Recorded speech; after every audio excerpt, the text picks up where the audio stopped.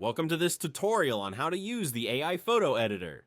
We'll be using My Clever AI Tools app, which is available on iOS, Android, and the web. First, search for the app on your platform, the App Store, Google Play, or the web.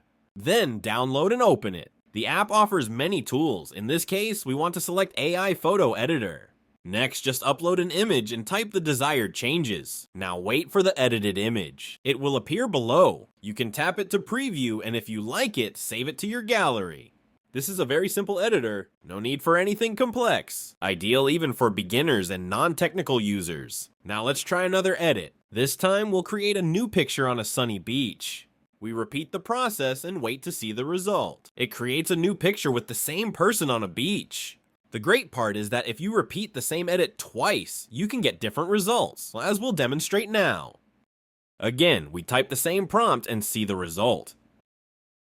Now we can choose which one we like better. That's it! This was the tutorial on how to use the AI photo editor. If you liked it, feel free to try it right now.